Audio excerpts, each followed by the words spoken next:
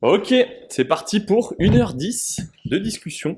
1 heure de discussion. Pas mal. Ouh, j'aime bien cette bonne bien, on la refait. C'était le démarrage. Bonjour à tous et à toutes. Bonjour. Et bienvenue à toi Maxime et à nos auditeurs très fidèles. tous Surtout autant à qu'ils nos sont. auditeurs, qu'on adore retrouver plusieurs fois par semaine, hein. 2 fois. 2 fois. À Bon, en partir de réalité, une au-dessus fois d'une, pour nous. c'est plusieurs de toute façon. Ouais, Donc, c'est vrai. effectivement, mais Comment vas-tu? ça va très bien. Ça va très bien. Écoute, il commence à faire chaud. Ouais, Il commence à faire beau. On n'a plus de pluie depuis avant-hier. c'est vrai, c'est vrai. Ça fait du bien de revoir un petit peu le soleil. Comme on dit, Mais on doit s'adapter à la chaleur, c'est pas chose facile. Comme on dit, Maxime, c'est bonbon, c'est bon pour le moral. C'est bon, bon. Alors, Et toi, comment vas-tu? bah écoute, je vais bien et je suis hyper content en fait de parler de prise de parole en public. C'est un sujet, comme tu me l'as soufflé un petit peu tout à l'heure, sans dire qu'on ait parlé de de nos recherches. C'est un sujet où il y a plein de choses qu'on sait déjà Mhm. et aussi des choses qu'on ne sait pas.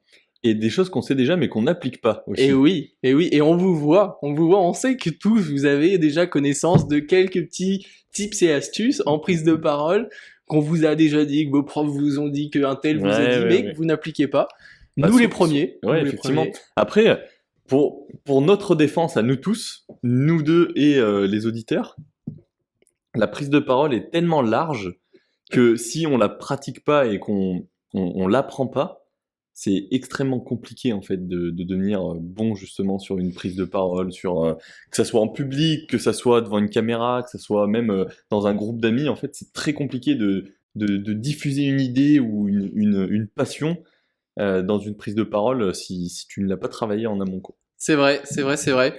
Et avant de commencer, est-ce qu'on définirait pas ce qu'on entend par prise de parole en public? Oh, tu es en train de me lancer sur un sujet que j'adore. La définition. Guillaume, monsieur définition. Est-ce que tu as pris une définition, toi? Non, Ah, j'ai pas pris une définition, mais par contre, je pense qu'il y a du contexte à poser. Ok. Parce que définir, tu vas peut-être avoir une définition, mais définir qu'est-ce que c'est qu'une prise de parole en public, en soi, c'est plus ou moins Explicite, explicite, ouais. bien sûr. Donc peut-être que tu as quand même quelque chose à nous dire. Alors là, contrairement à un mot ou à un nom commun ou peu importe, c'est vraiment un groupe de mots, prise de parole en public. Donc la prise de parole en public, qu'est-ce que c'est? C'est le fait de transmettre un message à un auditoire. Donc à un groupe de personnes, que ce soit des personnes qu'on connaît pas, des prospects, des clients, des membres de famille, des amis ou peu importe, c'est un Mhm. groupe de personnes. Donc la prise de parole, comme on l'entend nous en public, ça sera jamais entre toi et moi. Tu Oui, vois, par exemple, c'est ça. ça sera toujours peut-être nous deux avec les auditeurs ou une seule personne qui parle, qui est en train de faire un live ou des choses comme ça. C'est à partir du moment où il y a un affichage public de ce qu'on a dit et que les gens peuvent réagir à cet affichage public. Donc que ça soit un affichage en interaction humaine, donc face à face, ou un affichage sur une plateforme de diffusion, balado ou autre, comme on peut les connaître. Donc cette prise de parole-là, elle se fait en deux parties, du moins, ou ça se fait de deux façons. C'est déjà d'une façon qui est structurée. Donc quand tu l'entends comme étant une prise de parole, il faut que ton texte soit structuré et qu'il soit délibéré, c'est-à-dire que tu sois pas contraint de le faire, sinon c'est pas une prise de parole en public comme on peut l'entendre, du moins pour faire transmettre ses idées. Sinon, t'as juste un flingue sur la tempe, il y a une caméra sur toi et on te dit libérez un tel, sinon je le flingue. C'est un Contrat peu est ça. forcé. Ouais. Non mais du coup, donc ça c'est vraiment des choses qui sont à prendre en considération, c'est que on peut pas faire dire quelque chose à quelqu'un qui ne souhaite pas dire en disant qu'il prend publiquement la parole, du moins c'est pas vraiment ce qu'il voulait retransmettre. Et du coup c'est là pour informer ou influencer un groupe de personnes. Ok, Donc en l'occurrence, des fois tu vas avoir, par exemple, je sais pas, en soi informer et influencer peut être un peu la même chose, oui. mais il y a un degré dans les deux. Tu peux donner des informations à des gens que tu ne connais pas et du coup tu ne connais pas le groupe à qui tu es en train de parler. Tu donnes simplement des informations comme par exemple, on a pu en entendre parler assez souvent sur les décennies précédentes, la violence animale dans les élevages, des choses comme ça. Bah, ça c'est de l'information parce qu'il y a plein de gens qui ne le savent pas, et du coup c'est pas réellement de l'influence parce que il faut déjà donner l'info avant de pouvoir influencer là-dessus. Ouais, mais alors après peut-être que c'est débattable. Moi, j'aurais quand même tendance à dire que derrière toute information donnée, il y a une forme d'influence. C'est pas nécessairement très direct, Ouais. mais en fait, tu t'aurais aucun intérêt. Enfin, si tu n'as pas d'intérêt à informer, tu ne le fais pas. Quand tu informes sur quelqu'un, c'est parce que tu veux quelque chose derrière ou que tu as espoir d'eux. C'est pas une influence très directe où tu vas péter ton câble si à la fin de ta conférence, les gens ils ont pas adhéré à ton info. Mais t'as quand même ce petit espoir de te dire bon, j'aimerais bien qu'à la fin, quelqu'un se dise ah ouais super intéressant ce qu'il a dit, ça me fait repenser à telle chose et que ça remet en question certaines pensées. Il y a quand même une influence derrière. Ça, on en viendra un petit peu plus tard, mais Oui. c'est une des répercussions justement, une des répercussions positives au fait de prendre la parole en public. Ok, j'aimerais, donc je pense définition super complète, j'aimerais ajouter une petite nuance qui va peut-être encore resserrer un petit peu, on va dire, le contexte. C'est pour moi la notion de discours de discours continu. Si tu parlais genre nous deux, ce serait pas un discours, enfin une prise de parole en public, et tu mentionnais par exemple que ça pouvait l'être devant ta famille et tout ça. Pour moi, ça l'est que si tu as un temps de parole déterminé, que tu es un peu en sorte de présentation, en monologue. Okay. Si tu es en repas de famille, vous êtes 12 et que tu parles, c'est genre si tout le monde parle un petit peu à droite à gauche, tout le monde se répond du tac au tac, que tu as un feedback hyper rapide. Oui, c'est une discussion. C'est une discussion, c'est pas vraiment une prise de parole. Par contre, si tu te poses devant ta famille, même s'il y a 12 personnes, et que tu leur fais un PowerPoint pendant 5 minutes, c'est une prise de parole en public. Tu vois, même si tu les connais super bien, que t'as peut-être pas de stress avec eux parce que t'as pas de peur de jugement, blablabla, on en reviendra après. Pour moi, ça reste. Et finalement, il y a ce côté vraiment un peu monologue. Ouais, bien sûr, bien sûr. Je te rejoins totalement là-dessus. Voilà, ok, très bien. C'est souvent en fait le cas dans un discours. Et c'est pour ça que j'ai pensé à famille, amis, c'est que tu peux avoir par exemple un anniversaire et t'as quelqu'un qui te dit ouais Guillaume fais un discours, c'est ça, tu vois, tu fais le un petit discours. toast. Exactement. Effectivement, tu vas pas être interrompu pendant ton toast. En fait, on te laisse une parole ouverte d'un seul coup et on se dit bah voilà, en fait du début à la fin, jusqu'au moment où tu dis allez on mange. Tu dis que t'as terminé ton toast, en fait personne en théorie t'interrompt, sauf pour les petites exclamations ouais super. Voilà. Ouais j'étais là. Mais c'est pas une discussion effectivement. Non bien sûr, mais du coup pour revenir sur la définition en elle-même, informer, influencer. Là, en l'occurrence, quand c'est dans ce cadre-là, discours entre amis, t'as pas vraiment une influence à amener, c'est vraiment plus à titre informatif, en mode ce gars est super, cette meuf elle est super, voilà, on a vécu tel truc, et c'est un peu en mode pour le mettre un peu lui sur un piédestal ou le descendre un petit peu, mais que tout le monde rigole et créer une émotion en fait autour de ça. C'est clair. Et du coup, avant qu'on parle directement de prise de parole, j'aimerais qu'on explique pourquoi finalement la prise de parole en public est si difficile. Et je vais prendre l'exemple du public versus le privé pour qu'on comprenne finalement tout ce qu'il y a derrière. Si tu veux bien. Oui, bien sûr. Super. C'est en 7 points. Il y a 7 points assez importants qui finalement, mis bout à bout, c'est pas le guide en 7 étapes. C'est le guide dans 7 étapes. Je veux l'entendre. C'est les 7 raisons pour lesquelles vous n'arrivez pas à parler en public. Ok, très bien, ça me va. La première, c'est la peur du jugement. On pourrait se dire qu'en privé, il y a du jugement, mais en réalité, il n'est pas aussi présent que dans une prise de parole en public. En privé, tu as peut-être 1 ou 2 personnes. En public, tu en as peut-être 50. Donc en fait, tout est démultiplié. Donc la peur du jugement, elle est démultipliée également. Si je peux me permettre de faire une interruption, je pense que c'est pas tant la peur du jugement, c'est on fait tout le temps des suppositions en tant qu'être humain et on suppose que les gens vont nous juger. C'est cette peur-là en fait, parce que le jugement il y en aura toujours, mais c'est le fait de supposer que ça va arriver, alors que la plupart du temps quand tu parles en public en fait ça arrive pas, à moins que tu parles de politique où c'est un peu controversé. En dehors de ça, tu vas difficilement avoir du jugement, tu vois. Ouais, donc du coup comme tu supposes que tu vas être jugé, tu as peur de ce jugement. Ouais, exactement. Donc effectivement là-dessus, comme c'était en conférence, devant une classe ou en séminaire, automatiquement tout est démultiplié, t'as 50 personnes qui peuvent te juger. Quand t'es avec une personne, bon, c'est on va dire une chance sur 2 qu'elle te juge, ou que tu sois jugé sur ta prise de parole. Qu'elle soit ultra fan. Ou qu'elle soit ultra fan, hein, bien sûr. Mais après, juger...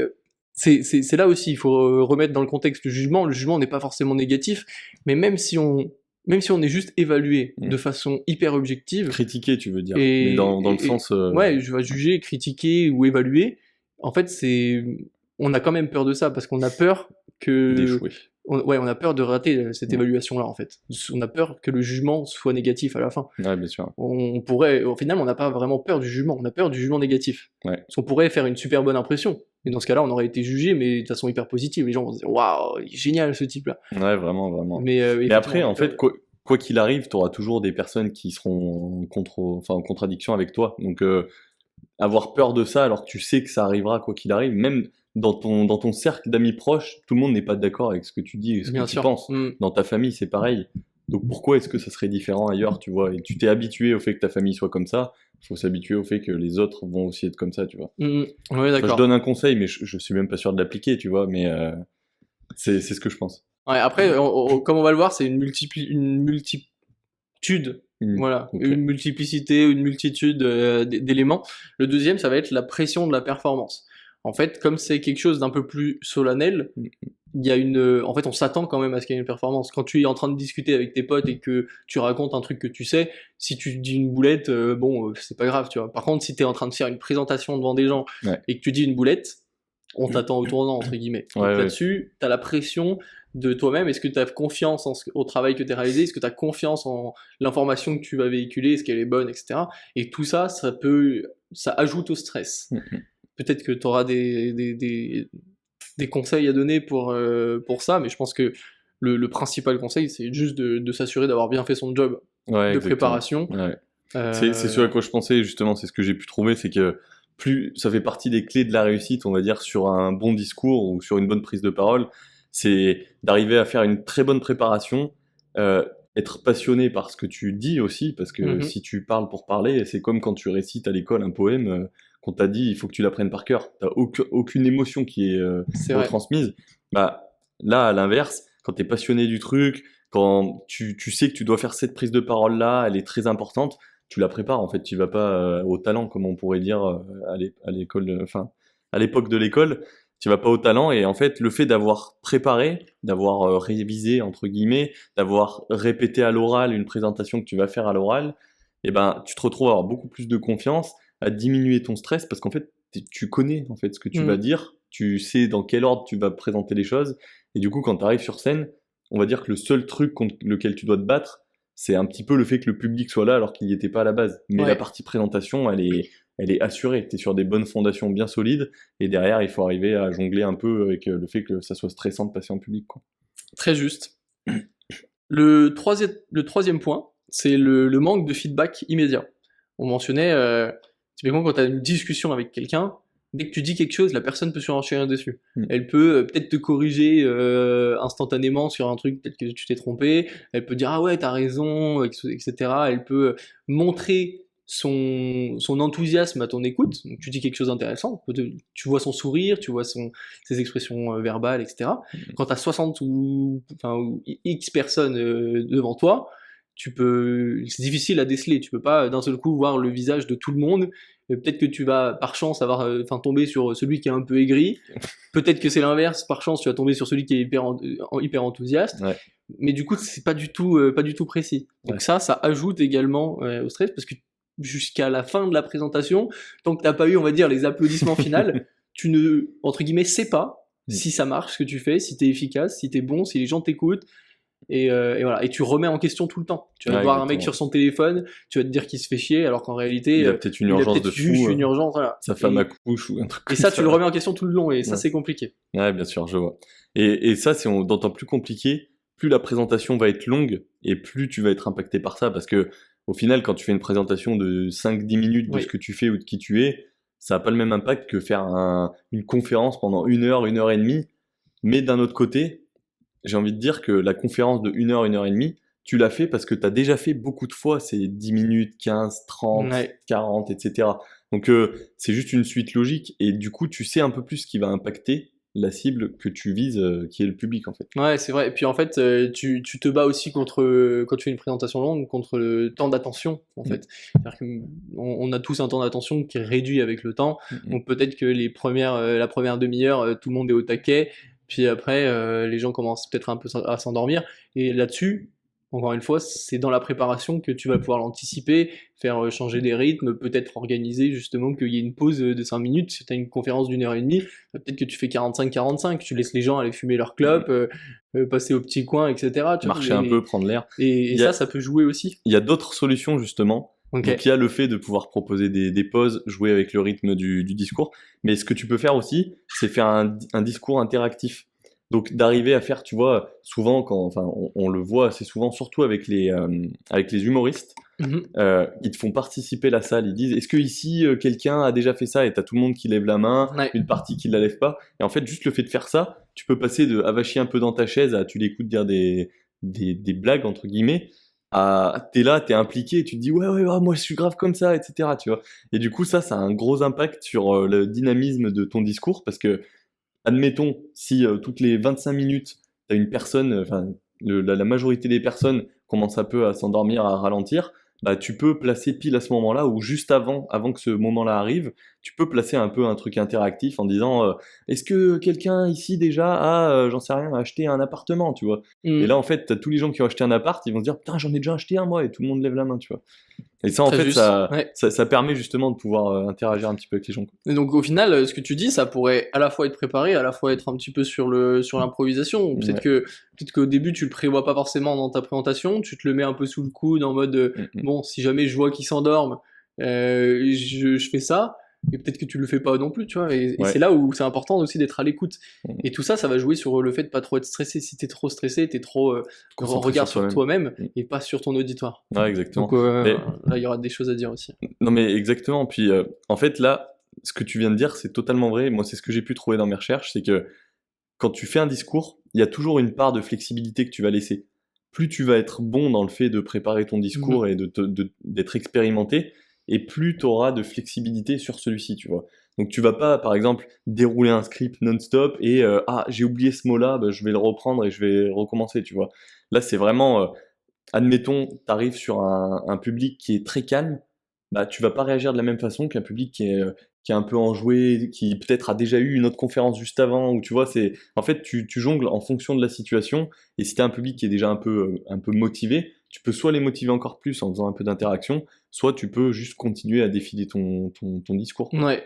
Et d'ailleurs, là, même si on n'est pas en prise de parole en public, c'est ce qu'on fait toujours dans notre podcast, parce qu'on fait nos recherches chacun de notre côté, on a chacun une trame en tête, on se dit, vas-y, voilà, ça va se dérouler comme ça, et puis peut-être qu'au fil de la discussion, il y en a un qui nous embarque d'un côté, etc. Donc la structure change complètement, la structure de l'épisode, et on doit s'adapter à ça, et puis réussir à un peu recoller les morceaux parfois. Quand moi j'évoque un truc, toi ça va peut-être te faire penser à quelque chose que tu avais peut-être prévu de dire en fin de podcast, Ouais. et en fait hop tu te dis bah c'est le moment de le glisser parce que finalement c'est là qu'on en parle, tu vois. Bah, là, sur l'échange qu'on vient d'avoir, c'est pas des choses que je savais d'avant, hein. C'est Ouais. des choses que j'ai appris, et en fait sur lesquelles j'ai pris un peu, tu vois, des mots-clés, des notes, et où toi tu pars dessus et tu me dis peut-être que, et en fait je me glisse dans C'est la ça. brèche, tu Ouais, vois. exactement, ouais. Mais en tout cas, c'était une très bonne recherche. C'était vraiment une très bonne recherche. Je suis d'accord, ouais, assez intéressant. Le quatrième point, après ça va aller un peu plus vite là pour les prochains. Le quatrième point, c'est l'incertitude et l'imprévisibilité. Tu sais pas ce que va penser ton auditoire, tu sais pas s'ils vont te poser des questions, et tu sais pas si elles vont être plutôt pièges ou pas, ces questions-là. Est-ce qu'ils vont te poser des questions sur un truc auquel t'as pas la réponse, ou pile sur l'aspect que tu maîtrises à merveille. Ouais, Voilà. Donc tout ça ajoute également au stress. On va avoir le cinquième point qui est l'expérience et la préparation, comme tu l'as dit. Quelqu'un qui a déjà fait une multitude de conférences, 5 minutes, puis 10, puis 15, puis 30, puis 1 heure.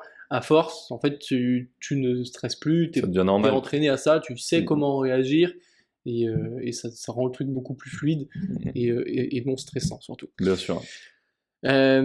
Sixième point, on l'a déjà rapidement évoqué, c'est l'autocritique accrue. En fait, sur ce moment-là, tu es en introspection complète, donc tu t'observes, toi, t'écoutes tout ce que tu dis. Hop, si tu as ta voix qui part un petit peu en live parce que tu t'es pas assez bien raclé la gorge, t'as pas pris la bonne respiration, etc.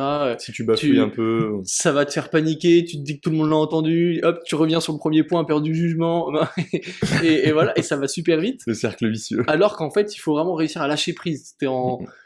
t'es en freestyle entre guillemets avec ton auditoire, faut que tu les écoutes, faut que tu les regardes eux, que tu regardes comment ils réagissent, que tu t'adaptes à ça, et que tu arrives à avoir la flexibilité, changer ton intonation.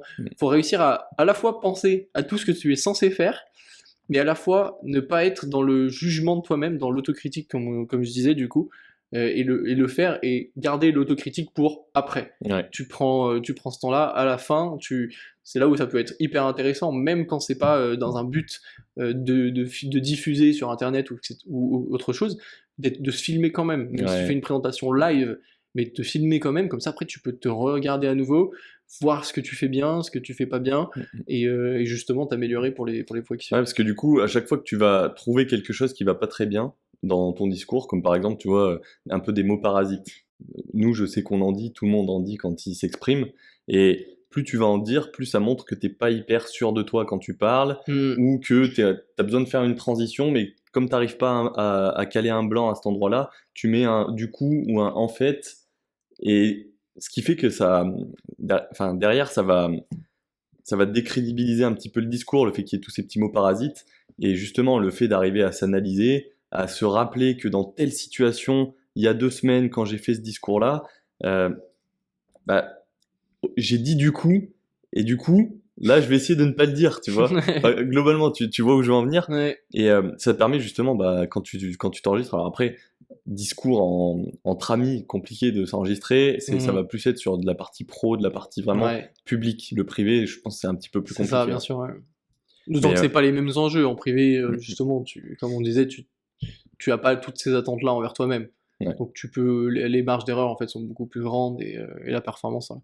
Et enfin, le dernier point, c'est l'ambiance et l'environnement. En fait, au final, quand tu as une prise de parole en public, c'est souvent dans un environnement plus ou moins dédié. Ça va être une salle de conférence, une salle de classe, Ouais. ce genre de choses en fait. Ou si c'est en extérieur, ça va être sur un podium avec un micro. Voilà, tu rajoutes le micro d'ailleurs dans quasiment tous les cas, parce que tu dois te faire entendre par 50 personnes ou plus.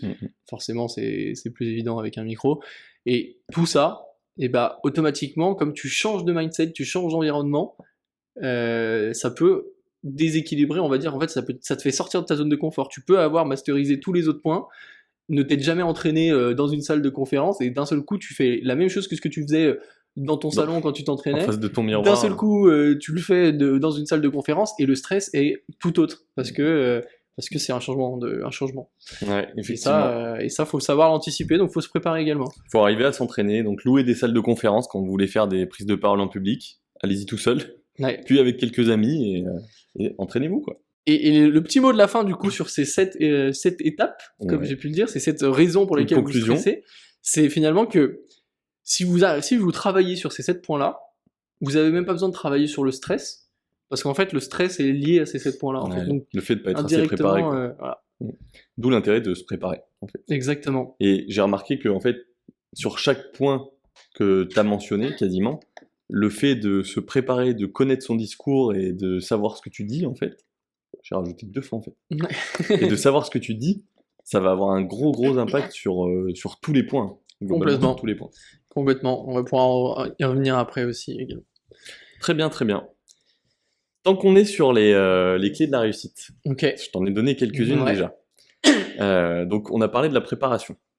Il y a une deuxième clé qui est très importante, et quand je faisais mes recherches, je m'en suis vraiment rendu compte en me disant, mais putain, c'est vrai que dans tel cas de figure, ouais, et dans ce cas de figure-là aussi, dans celui-là, je me suis dit, globalement, c'est tout le temps la même chose, c'est de connaître le public à qui tu t'adresses. Ça, c'est vraiment un point qui est crucial, c'est que tu vas pas faire un discours qui est dédié pour les femmes au foyer si tu vas parler, j'en sais rien, à des enfants, en fait, ça n'a vraiment rien à voir entre les deux, et le fait de bien connaître ton public, tu vas savoir comment susciter un peu de l'intérêt, comment susciter de la réaction, de l'émotion, et tu vas pouvoir les emmener dans la direction dans laquelle tu veux les emmener. Donc connaître le public, c'est hyper important. Je vois par exemple, quand je pensais à ça, je pensais surtout aux hommes politiques. Les hommes politiques s'adressent toujours au même type de personnes. Ouais. Parce que ceux qui sont de ce bord-là ou de ce bord-là, globalement, ils changent assez rarement. Enfin, ça me paraît quand même assez compliqué. Et du coup, ils savent quoi dire, ils savent où appuyer, etc. Et ils se basent là-dessus pour que les gens les écoutent, tu vois. Et donc, qui est notre public, Guillaume? Qui est notre public? Qui est notre public? Est-ce que tu as fait des recherches là-dessus? Hein, est-ce que j'ai fait des recherches? Non, j'ai pas fait des recherches là-dessus, mais Notre mais public est privé pour le moment. notre public va pouvoir nous dire dans les commentaires, bah moi, je vous écoute parce que en fait, et là je rajoute un en fait, tu vois. Ouais. Mais c'est parce que les C'est gens, parce que c'est lui qui parle. les gens là vont dire en fait. Attention, travaillez votre prise de parole. Donc moi je vous écoute parce que j'ai envie de m'améliorer sur plein de sujets, je veux faire comme vous, en apprendre plus, établir mon champ de connaissances, etc. Peut-être que c'est ce type-là, peut-être que Ou alors, peut-être c'est que des ça vient haters d'avoir. qui nous écoutent. Ils disent, moi, j'aime pas vos gueules, j'adore vous voir parler. Vous êtes trop moche. Je sais pas, possible. Très bonne question, très bonne Mais question. du coup, si c'est ça notre public, autant arrêter maintenant. Ah non, mais j'adore. Il faut entretenir cette flamme. C'est vrai. Tu sais, ce que j'ai toujours dit, parce que je l'ai entendu un jour, c'est qu'on parle en bien ou en mal de toi. L'essentiel, c'est qu'on parle de toi. C'est pas faux du tout. Ouais, C'est même très vrai. c'est vrai. Hein. C'est vraiment vrai. En fait. Finalement, du coup, en fait, on y est. Donc, le fait de connaître le public. Chose hyper importante, on dit tout le temps une phrase, je pense que tu connais et que les auditeurs vont connaître. L'habit ne fait pas le moine. Cette phrase, elle est fausse. On le dit pour se rassurer quand on a raté un truc, mais cette phrase, elle est fausse. Exactement. Et principalement sur la prise de parole en public, la première impression, elle est indispensable. Donc, si tu veux parler, par exemple, dans un cas professionnel, tu vas pas arriver en jogging, à moins que tu vendes des joggings, peut-être, mais tu vas pas arriver en jogging avec une casquette à l'envers pour parler à des mecs qui sont en costard. C'est clair. Donc, la première impression, elle est hyper importante, et pour celle-ci, du coup, tu vas avoir plusieurs composantes de cette première impression. T'as pas que le physique, t'as aussi tout ce qui va venir avec. Donc, je m'explique. T'as le fait de maîtriser ton langage.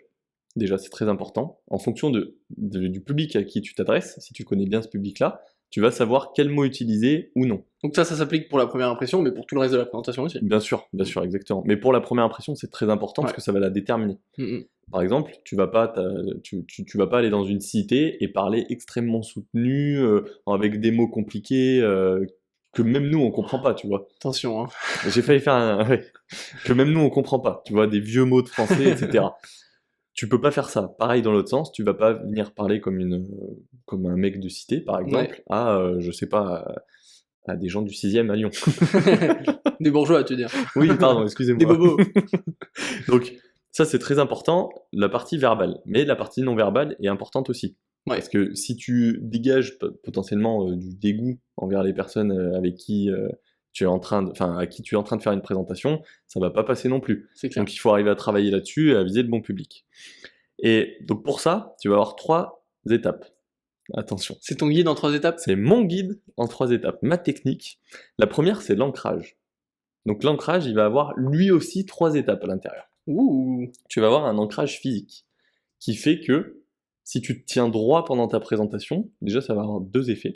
Le premier, c'est que tu vas avoir les personnes qui t'écoutent vont avoir un meilleur ressenti envers toi. Et la deuxième, tu vas avoir un meilleur ressenti envers toi-même et gagner en confiance en toi. Ok. Le fait de parler vraiment avec le torse déployé, j'ai envie de dire, ça va donner confiance en ce que tu dis et, sachant que du coup tu as fait une préparation et que tu connais ton discours, tu vas gagner encore plus de confiance. Donc ça te baisse le stress. La deuxième, c'est l'ancrage visuel. Donc ça, c'est quand tu vas commencer à parler, c'est arriver à accompagner ton discours en regardant par exemple dans une direction avec de l'intensité. Et ça, on le voit souvent dans les pièces de théâtre. Très souvent dans les pièces de théâtre, avec la personne qui va parler comme ça sur la droite, sur la gauche. Alors, ça, c'était la gauche, c'est la droite. Est-ce que c'est pas exactement la façon dont j'imitais tout à l'heure quand tu m'as demandé alors, t'en as pensé quoi de ces recherches et que je t'ai dit je suis un expert machin et voilà, je mettais mes bras comme un mec du théâtre. Bah, c'est exactement ça. Donc ça marche très bien parce que du coup ça fait un ancrage visuel. Donc pour les personnes qui te regardent, ça te fait un ancrage visuel de tu es en train de montrer la direction dans laquelle il faut aller, ils te suivent et si tu le fais avec de la passion et de l'intensité, les gens vont te suivre. Et la dernière, qui n'est pas des moindres, c'est de parler à pleine voix. Donc c'est l'ancrage sonore. Ok. Donc c'est pas de parler comme ça ou de commencer à bégayer, parler doucement. C'est vraiment d'arriver à parler avec le fond de sa gorge, d'arriver à accompagner ton discours, tu vois, et puis à regarder dans une direction. Maxime, la prise de parole en public, c'est incroyable. Tu vois ? Ouais. En fait, ça n'a rien à voir avec Maxime, la prise de parole en public, c'est incroyable. Ouais. Pour autant, quand on se parle plus, on se parle différemment. Parce qu'on se regarde. Parce qu'on se On regarde est et en, parce en qu'on est, discussion. même si on est face à un public, à un auditoire, Mhm. on se parle entre nous. C'est peut-être aussi ça que vous cherchez, c'est de Mhm. voir des gens qui se parlent entre eux, d'avoir une conversation de la vie de tous les jours, et pas deux mecs en costard cravate, En train de tenus faire des grands debout avec une mouvements. présentation hyper solennelle, hyper sérieux, et qui vous déroule un PowerPoint avec une structure. Voilà. Vous, Faudrait ce le que faire vous un jour. cherchez, c'est le débat ouvert que vous pouvez avoir vous-même avec Ouais. vos potes, avec votre famille, etc. Donc c'est aussi pour ça que Mhm. là, il y a peut-être entre guillemets, on va dire, des incohérences entre ce qu'on évoque là et ce qu'on fait nous dans le Parce podcast. là, on parle vraiment du discours Parce en que c'est pas lui-même. le même truc. Ouais, Là, on exactement. parle vraiment de parler à une foule Ouais. qui est en face de soi, parce que la prise de parole en public, autant sur tout ce qui va être réseaux sociaux, on parle publiquement, mais on s'en rend pas réellement compte, et on parle pas directement au public. Autant dans un discours où tu as une foule devant toi, une foule à partir de 5 personnes, c'est déjà une foule. Si tu as une foule devant toi, bah ça n'a pas le même ressenti que là, ce qu'on est en train de faire. Là, on est vraiment en train de discuter entre potes. Il n'y aurait pas la caméra, on discuterait de la même façon. Tu vois. Exactement, exactement. Donc ça, c'était les 3 points sur la partie ancrage. Ensuite, tu as la démarche. C'est la façon dont tu vas le faire. Donc la façon dont tu vas aller présenter ton discours dès le début. C'est-à-dire que tu as des étapes aussi là-dedans pour bien présenter ton discours, pour faire, par exemple, une bonne introduction qui soit captivante. Parce que si dès le début, tu fais décrocher des personnes, c'est que ton discours n'est pas suffisamment bon. Ouais, effectivement. Donc l'introduction est importante, et pour ça, tu peux utiliser plusieurs composantes. Tu peux utiliser des anecdotes, par exemple. Tu peux utiliser une question un peu controversée. Et, attends, le dernier, je l'ai plus. Tu peux utiliser une citation percutante aussi. Ok. J'ai remarqué ça. J'ai fait pas mal de salons sur la location courte durée parce que je bosse là-dedans. Et souvent, quand il y a une personne qui commence à interagir, elle va utiliser une de ces techniques-là. Et la citation, je m'en suis rappelé parce que il y a une des dernières conférences que j'ai regardées qui était la conférence d'ouverture du salon. La personne, justement, le conférencier, a utilisé une citation. Je me rappelle plus de la citation, mais je me rappelle que ça en était une. Et donc ça t'a quand même marqué au final, Ouais. tu vois, la citation en elle-même t'a marqué, enfin pas la citation, pas le contenu, mais Ouais. Le fait de l'utiliser. justement l'effet que ça a donné sur sa prise de parole, sur son oration, sur sa prestance, on va dire, et sur la première impression surtout. Donc c'était le point que tu abordais. Exactement. Comme quoi c'est utile, même si le contenu, tout le monde l'oublie. Disons contenu de la citation. que on prend les informations dont on a besoin ou qu'on pense avoir besoin. On Ouais. peut pas se rappeler de tout. Effectivement. Et du coup, dernière partie de cette première impression, c'est la respiration. Si t'arrives et que t'es en train de parler et tu parles comme ça, bah, ça va être très compliqué pour faire une bonne impression. Bah déjà de pas arriver à respirer correctement, donc de prendre une grande inspiration, d'où le fait on en reviendra un petit peu plus tard sur comment ça se passe avant de parler, mais le fait de faire d'avoir certaines étapes pour arriver à contrôler quand on parle et puis arriver à s'exprimer correctement sans s'étouffer, j'ai envie de dire. Ouais. Ok, très clair. Donc ça, c'était mes clés de la réussite que j'ai trouvées sur différents sites, donc des sites assez sympas. C'est pas mal que tu parles de première impression parce que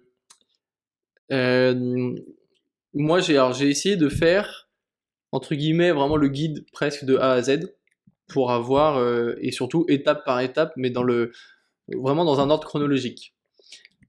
Et effectivement la première impression c'est aujourd'hui c'est le premier point de la deuxième partie qui est la partie présentation.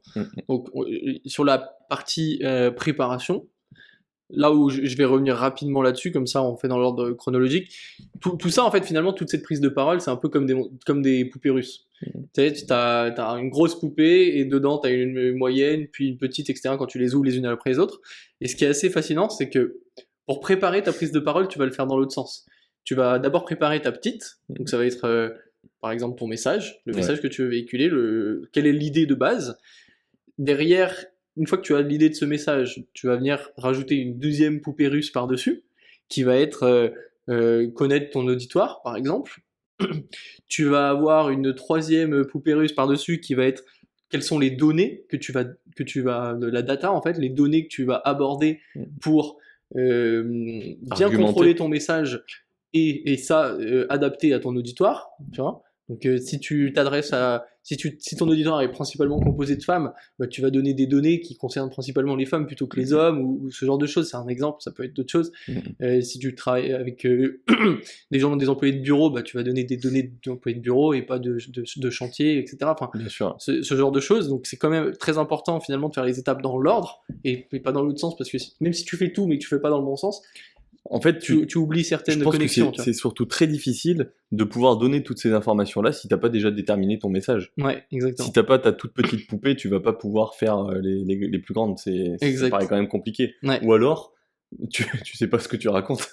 Ouais, c'est ça, effectivement.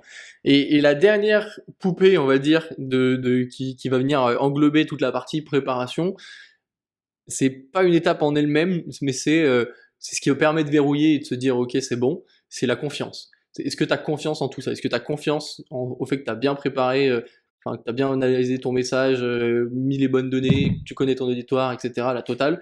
Si tu as confiance en toi sur le plan vraiment contenu pur et dur, tu pars déjà avec les bonnes bases pour ensuite faire toute la présentation en elle-même. Bah, c'est ce qu'on disait tout à l'heure. En fait, Ouais. si t'as pas cette base-là qui est préparée et qui est bien faite, t'arrives un peu dans la jungle, quoi. Au final, mais pas en tant que lion, quoi. Tu arrives en tant que souris et tu vas te faire bouffer en 2 secondes, quoi. C'est ça. Du coup, ce qui nous amène sur on va dire la deuxième phase, donc la partie présentation. Là, j'ai une autre poupée qui vient se rajouter pour être la première impression, comme tu l'as dit. On va avoir pas mal de choses. La tenue, tu l'as dit, fait pas le moine, mais très importante. Le sourire, l'accroche, tout ça, la totale. Tu l'as déjà évoqué, on va pas aller plus loin. On va avoir ensuite, Donc, moi je vais mettre comment je l'ai découpé, mais après je pense que tu auras peut-être aussi des étapes. Justement, donc là, tu es en train de partir sur au moment où il y a la présentation. Ouais.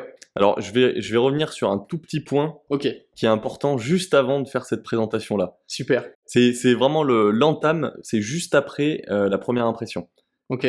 Donc, tu vas du coup avoir, c'est ce que je t'ai imagé tout à l'heure avant qu'on commence. Donc, c'est avant de parler, tu vas d'abord avoir l'ouverture de la gestuelle. Donc, le fait d'arriver sur scène, de commencer un peu à bouger tes bras, mais pas forcément très rapidement, mais à bouger tes bras pour attirer l'attention du public. Tu vas avancer vers le public. Tu vas avoir le fait de regarder le fond de la salle, donc d'avoir un peu le regard dans le vide, du coup, pour avoir un ancrage visuel. Donc, tu as l'ancrage physique, l'ancrage visuel. Et derrière, chose très importante, le fait d'inspirer correctement. Donc, c'est ce que je disais tout à l'heure au niveau de la respiration, d'arriver, d'être suffisamment, entre guillemets, déstressé, arriver par exemple à ton pupitre ou à ton micro, et prendre une inspiration, sourire, et là, à ce moment-là, tu commences ton discours et tu dis bonjour à tous, je suis blablabla, etc. Mais ces étapes-là, elles sont très importantes parce que t'en as plein qui pourraient arriver un peu renfoncés sur eux-mêmes, ils font leur présentation, bonjour, mais ça marcherait pas, ou du moins, le message serait pas transmis de la bonne façon. Ouais, c'est vrai. Et alors c'est amusant parce que là, ce que tu mentionnes exactement, moi je l'avais déjà vu il y a déjà quelques années. Et en fait, c'est vrai que pour la symbolique, ce moment-là précis où tu expires, en fait, l'idée, c'est vraiment visualiser presque à l'intérieur que l'air que tu expires, c'est le stress que tu as en toi. Et qu'en fait, ce moment-là précis, au moment où ça sort, c'est comme si tu voyais ton stress là qui part dans l'air, qui s'évapore, et qu'à partir de là, du coup, t'es plus stressé et tu fais ta presse. La visualisation. Ouais. C'est hyper importante. Très très fort. Très bien, je t'en prie, tu peux partir sur ta présentation. Alors, il va y avoir plein d'autres choses. Justement, j'ai gardé cette partie un peu libre parce que je pense que tu vas avoir d'autres éléments à aborder. Là, l'avantage, c'est que en dehors de la structure en elle-même de ta présentation, l'idée de faire une partie un peu introduction, accroche, où tu présentes des faits, ensuite proposer peut-être une problématique, des solutions, etc. Bon, ça va se dérouler au fur et à mesure, mais on va pas parler de ça, on va parler de comment en fait tu vas présenter vraiment toutes les tips et astuces. Là, moi, je vais en évoquer seulement 3, et ensuite, je pense que tu vas pouvoir combler avec le reste. Et je pense que ce sera pas forcément exactement les mêmes que toi. On va avoir le premier qui va être le regard, qui est hyper important. Tu l'as mentionné justement en première étape de regarder le fond de la salle. Ce regard, ce qui est important, pour différentes personnes, il va être différent, mais ce qu'il faut surtout pas, c'est que le regard soit fuyant. Faut pas que tu regardes les murs à droite à gauche, faut pas que tu regardes le sol, faut pas que tu regardes tes pieds, etc.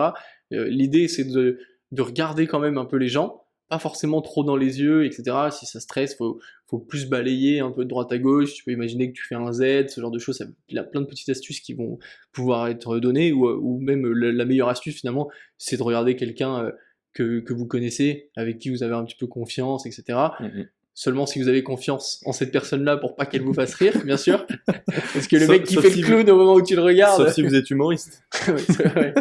C'est adapté à son public, Maxime. Effectivement, mais faut pas se laisser distraire. Et ça, c'est surtout ça. Il faut que la personne que tu choisis, tu sais qu'elle va pas te distraire. C'est ça l'important.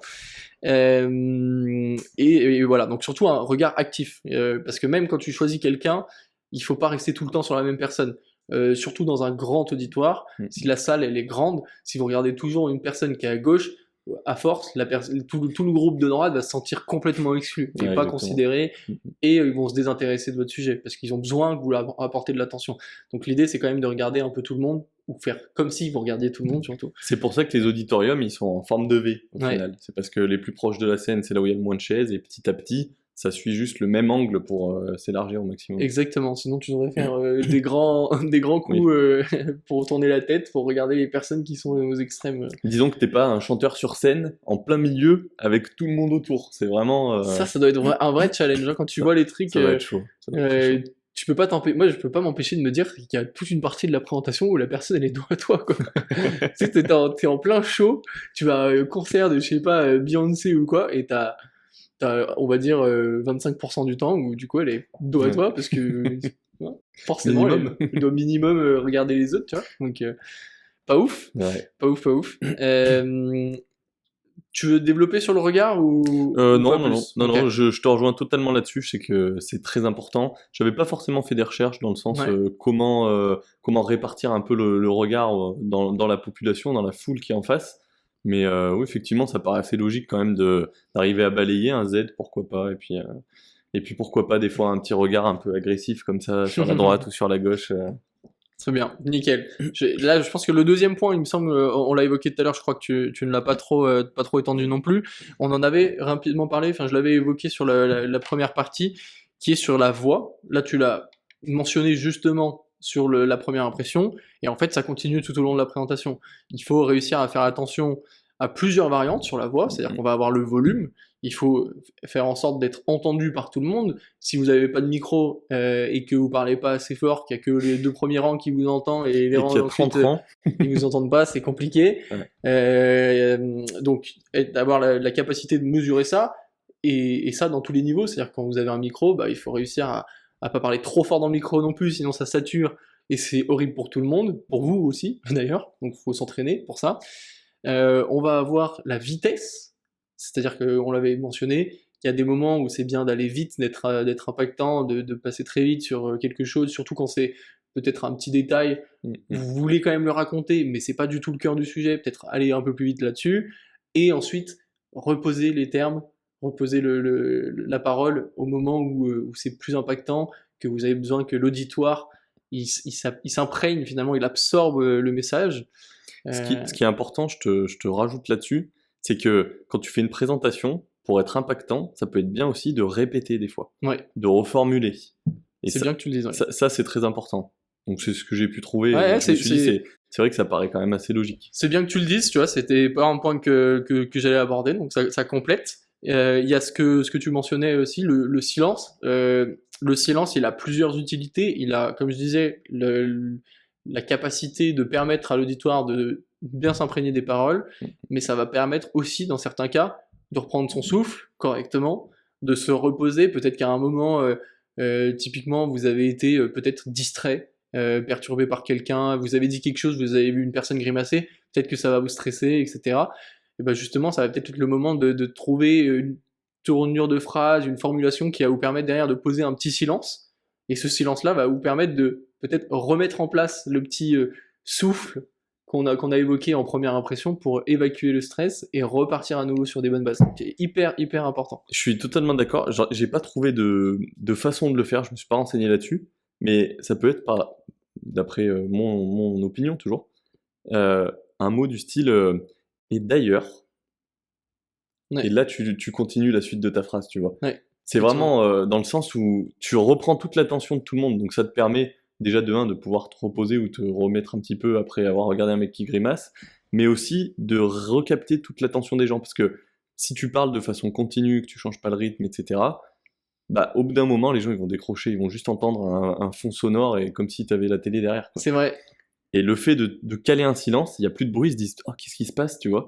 C'est ce que j'allais Tu dire, vois t'as déjà remarqué? Et ils se retournent comme ça là, ils te regardent. Et là du coup tu viens de capter l'attention de tout le monde et du coup tu peux repartir sur quelque chose. Regarde, pour appliquer justement les règles qu'on est en train de se dire, pour la petite anecdote, tu vois, qui n'a pas déjà vécu une fois le moment où t'es en classe, t'écoutes pas du tout, t'es en train de gribouiller un truc sur ton cahier, en train de dessiner, ou je ne sais quoi, et d'un seul coup, tu te rends compte que la classe est hyper silencieuse. Et là, à ce moment-là, t'es obligé de te dire, mais qu'est-ce qui se passe? Et tu Tout le monde tournes te la regarde. tête, et tout le monde te regarde, la prof aussi, elle t'avait posé une question, ou Alors, quoi, t'avais Maxime, pas on répondu attend. tellement t'étais dans la lune, bon bah c'est bon, t'as fini. Putain. Et finalement, cet effet-là, il fonctionne aussi. Donc quand Ouais. t'es en présentation, tu mets une petite pause, il y a plein de gens qui vont peut-être se dire, oula, qu'est-ce qui se passe? C'est J'ai la raté fin? un truc. C'est la fin, j'ai raté. Ouais, ah non pardon. Et bon bref, et du coup pour finir, donc là cette anecdote est terminée, mais pour finir sur ce que tu disais, donc le mot d'ailleurs, ce genre de choses, je pense que c'est juste. Et tu l'as déjà mentionné tout à l'heure, mais ça peut aussi être une technique pour ça, c'est de poser une question au final. Ça va te donner un temps assez long, le temps que les gens réagissent, se poser la question dans leur tête, est-ce que moi j'ai fait ça? Lève la main, que tu désignes quelqu'un, ça te laisse un long temps pour respirer, ressouffler et rebalayer, on va dire, les cartes, relancer le tempo de ta Ouais, et présentation. puis même des fois tu peux avoir perdu un peu le fil de ta présentation. Le fait de poser cette question-là à ce moment-là, tu peux te dire tiens, ah oui putain, il y a ça après, tu vois. Ouais, Donc si t'es, entre guillemets, t'as un oubli, ça peut arriver d'avoir un oubli même si tu t'es bien préparé, bah, ça peut te permettre un peu de rebalayer les cartes comme tu dis justement. c'est ça. Et pour terminer, il vaut mieux un silence. Ça va être presque le mot du podcast, mais il vaut mieux un silence qu'un E. Surtout, bon, c'est très français, mais il y a d'autres versions dans les autres langues. Mais voilà, le E est terrible parce que, en fait, on n'a pas besoin de savoir que vous êtes en train de chercher votre mot. On n'a pas besoin que vous nous signalez, attends, je cherche mon mot, et voilà, tu dis, Ouais, non, exactement. juste un silence, tu dis pas le E, et hop, ton mot vient après. C'est normal de chercher nos mots. On peut pas tout déblatérer d'un coup, avoir tous les mots qui viennent à la suite les uns des autres, sans reformuler nos pensées dans notre tête, etc., restructurer. Donc il faut juste se laisser le temps de parler et voilà, et de réfléchir surtout. Ce que je me dis quand même, c'est que ce E, il est fou parce que tout le monde s'en sert. Ouais, C'est vraiment ouais, c'est tout le vrai. monde, tout le monde, tout le monde. Ouais. Et tu regardes à n'importe quel âge, n'importe quelle personne que tu vas croiser dans les pros, dans les particuliers, peu importe, t'as tout le monde qui s'en sert de ce E. Et nous aussi, hein. Et je m'en rends compte encore plus pendant cet épisode, parce que justement, on s'est renseigné là-dessus. Et que je Effectivement. sais que les mots parasites, les tics de langage, etc., bah le E, c'est... Ah, moi, je sais avec le temps, grâce justement à l'expérience et à l'entraînement, je le dis presque plus. Attention, Euh, attention, il y en a qui vont compter sur C'est l'épisode. pour ça que j'ai dit presque. Je peux pas dire plus. Ça m'arrivera sûrement un À jour. partir de maintenant, comptez le nombre de fois que Maxime dit E jusqu'à la fin de l'épisode et marquez-le en Et commentaire. surtout, l'avantage d'être capable d'effacer ce E, c'est le fait que dès que tu le dis, tu sais que tu es stressé. En fait, ça devient un signal. Ça devient un signal qui te dit attention, là, t'es pas sûr de toi, tu commences à mettre des E pour combler les trous, c'est pas bien, il faut que tu te recadres. Ça Et- peut être justement le signal de te dire vas-y, je mets un silence et je prends une respiration. Tu vois. Mine de rien, le fait d'avoir réussi à retirer le E, ça montre aussi que t'as une grosse satisfaction personnelle et t'as une plus grande confiance en toi. C'est vrai, c'est possible, ouais. Donc au final, c'est bénéfique, c'est très bénéfique. C'est sûr. Donc il y a ça, l'intonation c'est important aussi, comme on l'a dit, faire varier, faut pas que ce soit trop monotone. Et l'accent, ça c'est une petite mention qui avait été faite, c'est principalement vrai dans un discours anglophone. En français, en réalité, tu vas pas te mettre d'un seul coup parce que tu vas dans le sud, t'entraîner à essayer de parler avec l'accent du sud, juste parce que ton auditoire est du sud. Voilà. Mais, Quoique. tu pourrais, mais peut-être que ça serait mal vu, ça serait peut-être vu mal vu. comme de l'appropriation Ouais. culturelle ou je ne sais quoi. Par contre, dans le milieu anglophone, c'est clairement assez dit que ça peut être très utile de s'adapter. Par exemple, quand tu as un accent australien, et que tu te présentes en Australie, aux États-Unis par Mhm. exemple, de quand même essayer de réduire l'accent pour être mieux compris en fait. C'est pas trop l'idée de dire ok je viens de tel endroit. Je m'adapte. C'est que il y a certains niveaux d'accent qui font que parfois t'es même pas compris par la personne qui Mhm. t'écoute. Donc c'est vraiment l'idée de se dire ok j'essaye de trouver le truc le plus simple pour que ça me perturbe pas trop moi dans mon discours, d'adapter mon accent et à la fois que ça aide la personne qui m'écoute à me comprendre. C'est drôle parce que dans l'épisode 1, on en a parlé des accents, des dialectes, Ouais. etc. Et justement, où je disais, tu vas avoir certains dialectes, entre guillemets, par exemple, je pense en Grande-Bretagne, où ils coupent la fin des mots et le début des autres mots, ce qui fait que si tu viens pas de là-bas, en fait, tu comprendras pas. Donc, ce que tu dis, c'est une réalité. Bah, c'est le cas en France, enfin en francophonie où c'est très vrai, c'est typiquement les Québécois qui présentent à des Français. Mhm. On n'est pas trop familier avec leur vocabulaire à eux, donc eux doivent s'adapter pas uniquement sur l'accent, mais par exemple aux mots qu'ils choisissent. Mhm. Donc là, c'est quelque chose d'hyper important pour eux s'ils veulent bien être compris.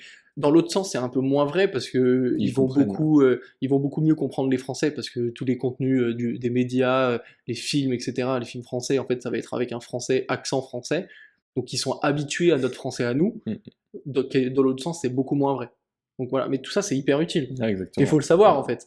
T'imagines, t'es québécois, et tu te pointes en France, tu fais ton discours, et à la fin, en fait, il y a Personne quelqu'un qui réagit. dit au fait, j'ai pas tout capté. Hein J'ai même pas capté grand-chose parce que je connais pas la moitié des mots que vous avez prononcés. Ça fout un peu les boules. Ouais, effectivement. Mais Enfin, ça voilà. fait partie de la préparation du discours. Exactement. Ouais. Je vais finir sur cette partie-là pour qu'on puisse poursuivre. Le dernier point que j'ai, et là, je pense que tu vas avoir des choses à compléter, ça va être le non-verbal. Ouais. Et le non-verbal, qui est hyper important. Eh ben, tu vois, ce que je me suis dit pendant ces recherches, c'est que le non-verbal, c'est tellement large que j'ai même pas voulu le traiter. C'est vrai, ouais. Parce que ça va être trop large et justement, ça peut faire l'objet d'un épisode complet. Alors, si t'as quelques notes, on peut partir un peu J'allais dire, là-dessus. je vais pouvoir au moins donner des exemples qui sont surtout là dans ce cas très précis et qui visent à cette situation-là en particulier, la prise de parole en public.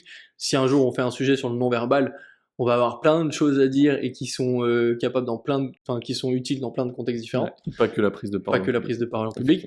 Mais si du coup on se concentre sur ce contexte-là, on va avoir par exemple le mouvement des mains. Déjà en premier lieu, qui va être très important dans le sens où il faut pas avoir les bras ballants, les bras croisés, les bras dans le dos, ou alors ça peut être le cas, mais sur des intervalles très courts. Ouais. Tu vas le faire peut-être justement en Pour dizaines changer un minutes, rythme ou un truc comme ça. ou changer un rythme, etc. Parce que les mains en fait vont venir entre guillemets soutenir la parole. Selon ce que tu vas dire, tes mains vont accompagner le mouvement Ouais. de ta parole, ou à l'inverse, croiser les bras parce que tu es en train de.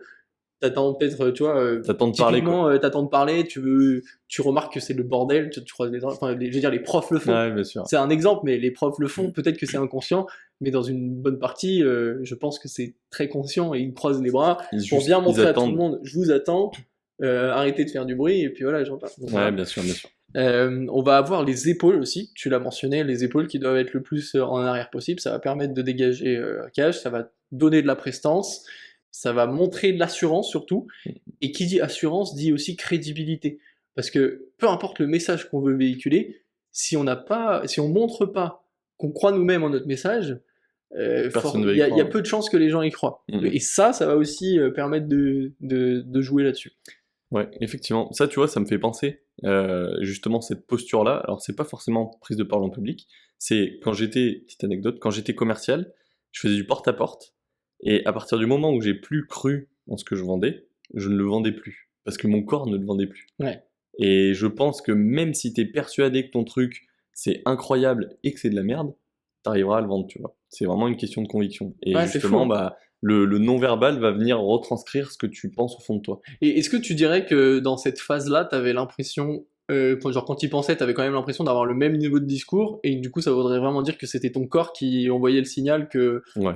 t'y crois pas? En vrai, je donnais les mêmes informations, c'est juste que je les donnais pas avec la Ouais. même passion. Je J'essayais vois, pas ouais. de convaincre la personne que mon service était le bon pour lui, tu vois. Je comprends. Chose qu'il ne faut pas faire d'ailleurs dans la vente, hein. On n'essaie pas de convaincre la personne, on essaie de lui montrer que ce service-là est adapté pour son besoin. Ouais, donc ça symbolise bien ce qu'on disait depuis le début, hein. Le contenu est hyper vital, il est nécessaire, faut avoir, comme on disait tout à l'heure pour reprendre le côté visuel, les petites poupées russes, il faut les avoir, il faut qu'elles soient là, il faut qu'elles soient présentes et bien verrouillées, parce que sinon il y a rien à faire.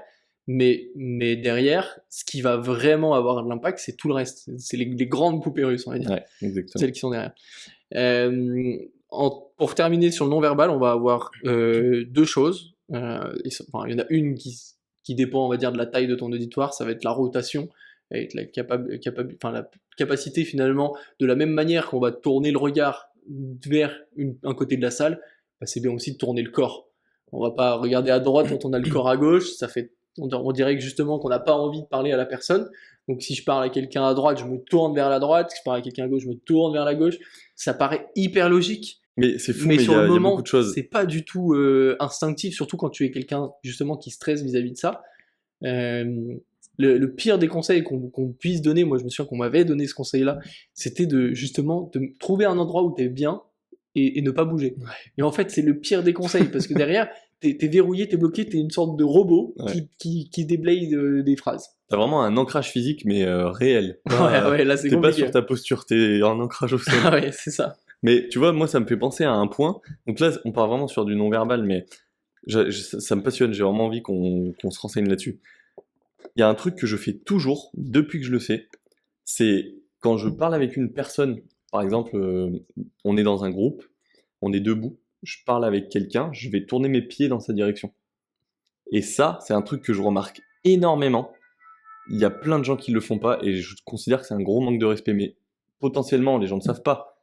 Mais en fait, ça ferme complètement la discussion à la personne qui essaye de rentrer dans cette discussion.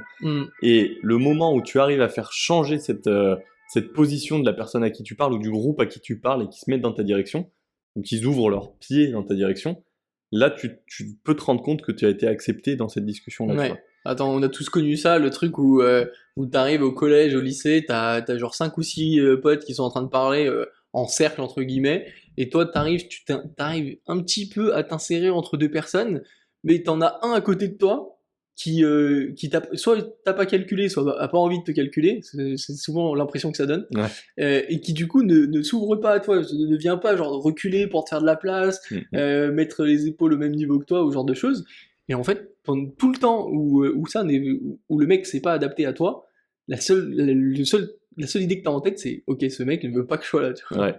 Mais Je me souviens que ça m'est arrivé c'est le cas, plein je de fois, pense. mais parfois, je pense que parfois il a juste pas capté. Je pense que On c'est n'a un pas tous- faible pourcentage, ce parfois, quand même. Ouais, je pense qu'on n'a pas tous la même Notion des choses. notion d'environnement. de situation, genre je veux dire en anglais awareness, Oui. situation Ce qui se passe autour de soi. Quoi. sont là, donc tu sais pas forcément qu'il y a un mec qui vient de L'attentivité. se rajouter derrière toi, tu fais pas forcément gaffe. Mais par contre, oui, quand ça fait 10 minutes, tu sais que le mec, voilà. Mais ça, tu vois, je l'ai beaucoup remarqué, je le remarque beaucoup plus. Enfin, je le remarquais beaucoup, parce que maintenant, ça m'arrive un peu moins. Quand j'étais en soirée. Et quand tu n'es vraiment pas voulu. Ouais. Mais pas quand tu vas chez un pote. Quand tu es en soirée dans un bar, et que tu essayes de te glisser dans une conversation pour rencontrer des gens, là, t'es vraiment pas voulu. Et ces personnes-là, à moins que tu sois impactant sur ta première impression, bah derrière, en fait, elles vont juste oui, bah vas-y, c'est ça, vas-y, casse-toi, tu vois. En gros, laisse-nous tranquille, gamin. Entre guillemets, parce que soit t'as le même âge, soit t'es plus. Et pour terminer du coup sur le non-verbal dans ces cadres-là, on va avoir la notion de déplacement. Justement, comme je disais, finalement, pire conseil qu'on puisse donner d'être toujours au même endroit.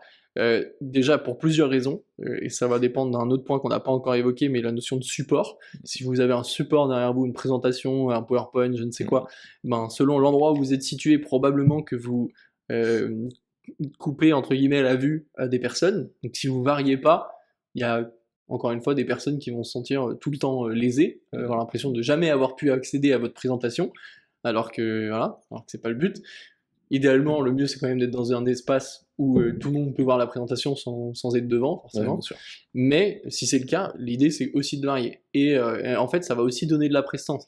Si à certains moments, pendant que vous parlez, vous avancez vers le public, d'autres moments vous vous reculez, d'autres moments vous allez sur la gauche, sur la droite, vous vous tournez pour montrer un truc de votre présentation, vous vous retournez dans l'autre sens pour refaire face au public, tout ça, vous allez vous déplacer aussi au fur et à mesure Ouais, que bien vous sûr. faites ça, et ça donne beaucoup, beaucoup de prestance.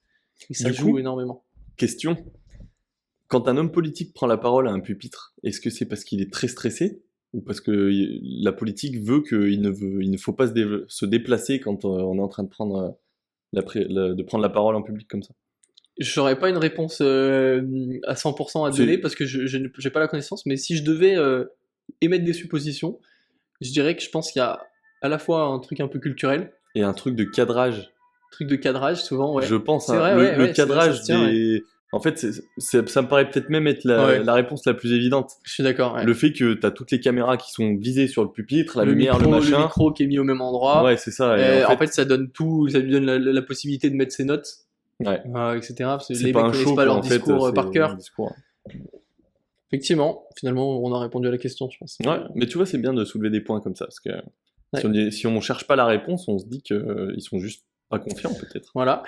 Est-ce que du coup tu veux compléter avec d'autres éléments pour terminer sur cette partie prise de parole? Moi, non, j'ai pas forcément plus d'infos à donner. J'ai une petite phrase que j'ai trouvée, que je trouve assez sympa. On a toujours dit depuis fort longtemps, et je pense entre nous aussi, le savoir c'est le pouvoir. Ouais, Cette phrase, elle est universelle, je pense que dans tous les pays, elle est prononcée. Sauf que maintenant, ça a changé, avec la différence entre avant et maintenant avec TikTok ou des choses comme ça, ou même, même juste l'apparition d'Internet déjà. Hein. notre époque actuelle. Maintenant, c'est pas savoir qui est le pouvoir, c'est la capacité de délivrer l'information. Ouais. Parce que l'information, elle est accessible à tout le monde sur Internet. C'est ça. Donc tout le monde pourrait faire n'importe quoi concrètement et faire ce qu'il veut. Mais la capacité d'une personne à délivrer une information via un discours, via une pub, via, j'en sais rien, une vente en direct ou des choses comme ça, cette capacité-là, c'est vraiment le pouvoir. Parce que si tu arrives à convaincre, à influencer suffisamment pour que la personne parte avec toi ou achète ton produit ou peu importe, bah c'est ça qui est réellement le pouvoir. Parce que si tu arrives à influencer une masse de population, c'est ce qui va te permettre toi d'avancer, tu vois. En fait, c'est l'idée de sortir du lot. Mhm. Parce que cette citation, elle était très vraie à l'époque de nos parents ou même de nos grands-parents, parce que l'information était dure d'accéder. Si tu voulais apprendre quelque chose, il fallait aller à la bibliothèque, lire une encyclopédie, etc. Ou connaître Donc, une personne qui l'avait fait. C'est ça. Donc finalement, la personne qui était très cultivée, qui savait plein de choses sur tout, c'était celui qui faisait la pluie et le beau temps. Il était sollicité dans tous les sens. S'il était vendeur de quelque chose, il pouvait vendre comme il voulait, tu vois. Donc forcément, c'était hyper important. C'était vraiment là où tu avais le pouvoir. Aujourd'hui, on a tous l'info. Et par contre, c'est une question de se démarquer. Ouais. Et là-dessus, il va y avoir aussi des soft skills qui vont être utiles, comme par exemple la créativité. La créativité, et un deuxième qu'on a beaucoup évoqué, c'est l'empathie. Parce qu'il faut être capable de se mettre dans les chaussures de la personne à qui on parle pour pouvoir se démarquer. Parce que, effectivement, avoir tous les outils qu'on a évoqués jusque-là, c'est indispensable. Mais à partir du moment où vous êtes dans un business ou dans un secteur où l'objectif, c'est de délivrer une présentation, etc., vous allez tous vous battre avec les mêmes armes. Ouais. Tout le monde aura appris ces choses-là. Tout le monde saura faire une présentation. À peu près le même travail. À peu près de la même façon. Et ce qui va venir encore rajouter le petit plus qui va permettre de faire la différence, c'est ce côté créativité, empathie, s'adapter à la personne, vraiment être très à l'écoute. Connaître sa cible. Et surtout avoir la capacité vraiment de sortir du lot par je sais pas, penser un peu en dehors de... Une façon différente de présenter le sujet. Oui, c'est exactement ça. Je suis pas très créatif, donc faudrait que je me pose dessus pour savoir qu'est-ce qu'on pourrait faire, etc. Mais effectivement. D'une, on l'est pas, et de deux, on le sera de moins en moins parce qu'on est constamment sollicité par TikTok. Ouais. Et enfin TikTok ou tous ces modes, ces réseaux sociaux. Et je vois pas mal de choses qui montrent que tout ça est en train d'impacter notre créativité. Donc sur notre génération déjà, mais celles qui vont arriver. C'est un point totalement en dehors de ce sujet, mais voilà, un petit. Tu prends la parole en public, vigilance, nos amis. T'as pris la parole en public sur ce sujet. J'ai pris une position, là, attention. Ouais, effectivement. Hyper Alors, complet, hein. il me reste encore un petit peu. On n'a plus beaucoup de temps. Ouais. Mais on avait dit 1h10. On avait dit 1h10 un petit peu avant, peut-être que je le glisserai quand même. En rigolant, on l'avait dit en plus. Donc, comment est-ce qu'on fait pour travailler justement cette prise de parole en public? Parce qu'on en a beaucoup parlé de ce qu'il fallait faire, etc. Mais concrètement, qu'est-ce que ça va derrière nous amener le fait de travailler ça? Parce que c'est une compétence, c'est pas un talent inné, c'est pas quelque chose que les personnes ont et d'autres n'ont pas. C'est vraiment une compétence comme savoir vendre, savoir, je sais pas, coder ou peu importe, c'est une compétence. Donc, au niveau de la prise de parole en public, qu'est-ce que ça va amener? Ça va amener déjà du développement personnel. Parce que pour pouvoir parler à un public, il faut que tu apprennes à le connaître. Donc c'est des informations que de base tu n'avais pas, que tu vas apprendre et qui vont orienter les décisions que tu vas prendre ou orienter tes façons de penser ou tes façons de communiquer. Tu vas avoir déjà moins de crainte, le fait d'avoir travaillé ça, sur une prise de parole un peu imprévue. Comme par exemple, on en parlait tout à l'heure, faire un discours alors que de base c'était pas du tout prévu.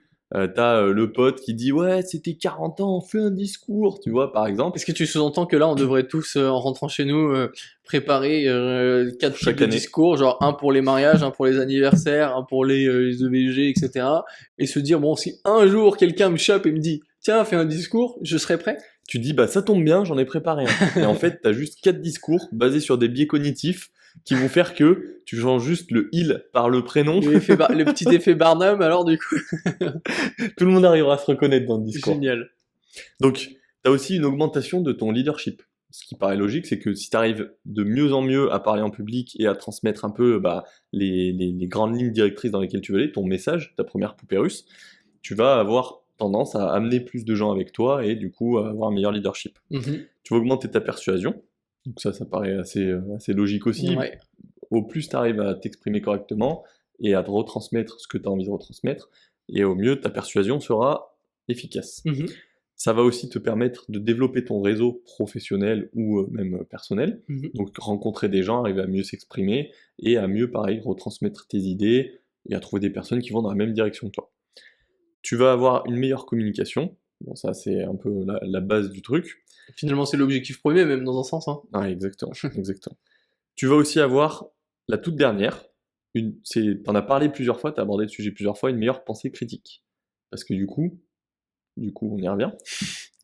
Étant donné que tu travailles cette partie-là, tu vas avoir tendance à plus t'auto-analyser quand tu es en train de parler. Comme ce que je viens de faire avec le du coup. Ouais. Globalement. Et qui au final perturbe ton discours. Oui. Au lieu d'être fluide et de continuer ta phrase, tu te sens obligé de justifier le fait que t'as dit du coup, etc. Et tout ça, c'est... Et ça, du coup, c'est du travail. Et quand tu le fais, ce travail-là, Là, pour être honnête, j'ai pas travaillé sur ma prise de parole en public avant de faire cet épisode. Ouais. Mais le fait d'avoir fait mes recherches et de faire cet épisode et d'en reparler, je me dis, c'est quand même sympa de pouvoir s'auto-analyser, s'auto-critiquer et s'améliorer tout seul. C'est clair. C'était ma technique. C'est un sujet hyper complet. Moi, je suis content d'avoir fait ça et c'est marrant parce qu'on l'avait déjà évoqué, je pense, dès l'origine de la création de ce podcast. Ouais. On l'avait mis dans un coin de notre tête comme une idée qu'on allait aborder. On se disait, ça pourrait être cool de parler de ça pour qu'ensuite on puisse s'améliorer sur le podcast. Et on se l'était dit, ça serait bien de le faire dans les premiers. Ouais, on s'était dit ça. Mais au final, pas du tout. D'un autre côté, aussi, ça nous a permis de nous améliorer un petit peu, je pense, sur notre prise de parole. Et finalement, de le faire maintenant, une fois qu'on a déjà récupéré des informations sur plein de sujets différents, sur des façons de présenter. Je pense que même sur la présentation, on s'est amélioré au fur et à mesure des épisodes. Au début, ça devait être un peu brouillon. Maintenant, on est structuré, c'est un vrai échange, on s'apprend des choses, on se fait des petites surprises. Il n'y a pas eu de fun fact sur cet épisode, malheureusement. C'est pas très fun, la prise de parole en public. Ouais, je suis d'accord. Pas de fun fact là-dessus. Je pense que peut-être qu'il doit y avoir des anecdotes un peu drôles de mecs qui se sont gourés sur des scènes, qui sont complètement plantés devant des milliers de personnes et tout, mais voilà. Et ce qui m'amène sur on va clôturer l'épisode là. Et il y a un point qu'on n'a vraiment pas abordé. Je l'ai mentionné très très rapidement pour l'exemple, mais sur toute la phase de préparation, en réalité, il y a aussi le support qui va venir derrière. Ouais, effectivement. Parce qu'on parle de supporter le discours avec notre langage non verbal, etc. Mais l'idée d'avoir un support comme un PowerPoint, une présentation, parfois ça peut être juste une image, l'image globale qui représente votre truc, c'est hyper important. Ça va avoir beaucoup d'impact positif, à la fois comme le fait de donner de l'information à des gens qui vous écoutent, mais qui sont peut-être perdus dans leurs pensées parce qu'ils sont en train de repenser à ce que vous venez de dire juste avant, et ils sont en train de se faire une réflexion, et du coup c'est bien pour eux de pouvoir revenir et se dire ah, ok, c'est quoi le point suivant, ok, on en est là, très bien de se regrouper, mais aussi pour vous, que tu parlais tout à l'heure du fait qu'à un moment peut-être que tu perds le fil de ton discours. Si tu as une présentation avec des points très synthétiques, juste avec un mot, voilà, juste avec un mot, tu sais qu'après tel point, tu as un deuxième, etc. Donc, et justement, ça, j'ai trouvé aussi l'information, le fait d'avoir un support visuel, soit que tu donnes aux personnes en plus de l'avoir sur la scène, ou que sur la scène, ça va augmenter l'écoute active aussi. Parce que finalement, parce que les personnes vont savoir exactement de quoi tu parles. Parce que quand tu es en train de parler et que tu pars peut-être un peu dans tous les sens, tu donnes une anecdote, les gens vont plus trop savoir ce que tu essayes de leur dire. Mais le fait d'avoir le support visuel avec ce mot, ils vont réussir à faire une liaison entre ce mot et ce que tu es en train de dire, et se dire ah oui putain d'accord, il dit ça pour ça, etc.